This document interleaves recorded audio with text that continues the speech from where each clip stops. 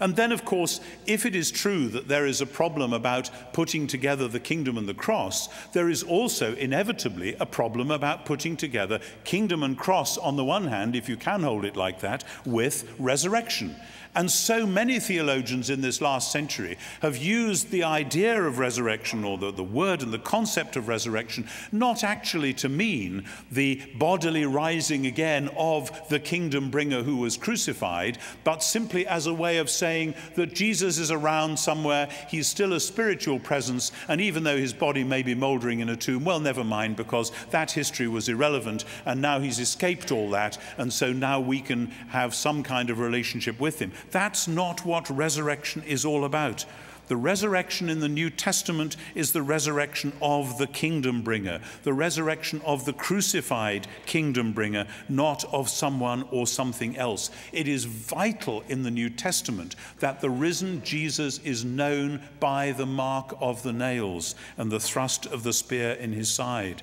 And please note, the resurrection of Jesus is not straightforwardly the proof of his divinity.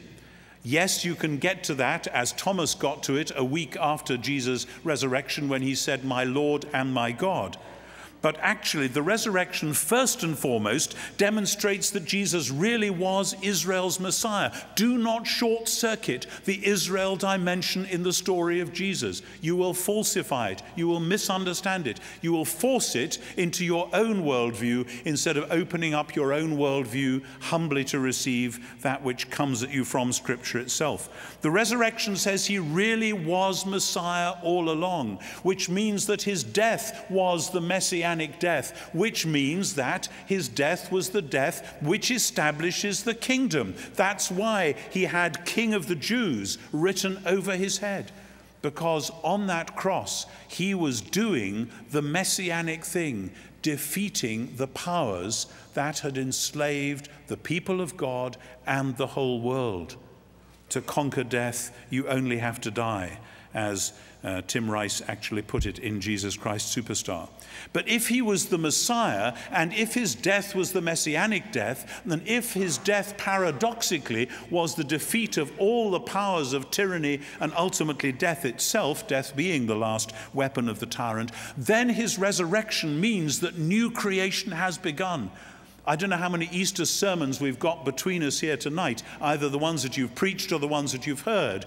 But so often preachers at Easter will say, Jesus is alive again, therefore he's in heaven, therefore we're going to heaven one day. That is not what either Matthew or Mark or Luke or John or Acts say. They say, Jesus is raised bodily from the dead, therefore he is the Messiah, therefore God's new creation has been launched.